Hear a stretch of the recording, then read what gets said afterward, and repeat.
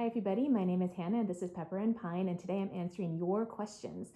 This question is, how much flexibility is okay before it's time to rein things in again? This is a homeschool question and it's regards to how do you keep your schedule flowing and still have enough flexibility to deal with life's changes and highs and lows.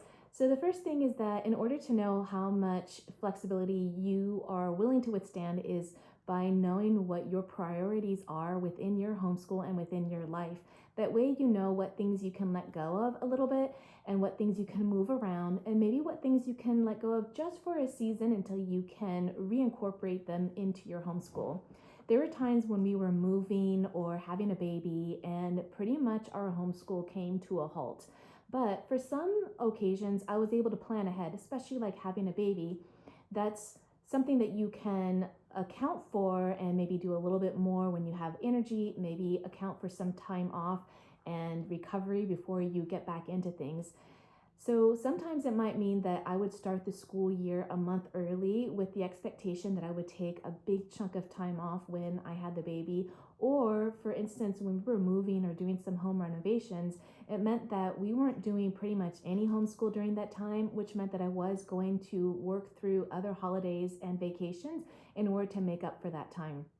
It didn't mean that we made up for the time perfectly. It often meant that we got our main goals accomplished, or sometimes it rolled over into the next year, or other times we would just do an abbreviated schedule and kind of leave out some of the extra things. However, in the time that we weren't meeting our goals the way I wanted to, I made sure that my children had enough opportunity to do the things that I felt were wholesome for them. So when they were younger, that meant a lot of independent play and a reduction of screen time.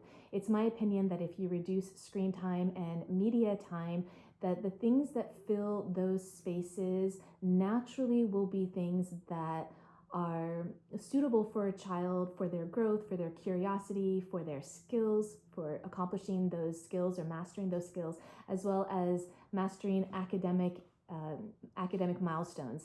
So this might mean that you have open-ended toys for them to play with.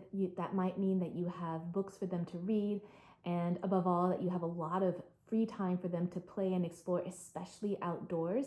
I do believe that any time outdoors is never a depletion for their well-being, academically or otherwise. I hope this helps, and you can ask me more questions either in the comment section or by private message.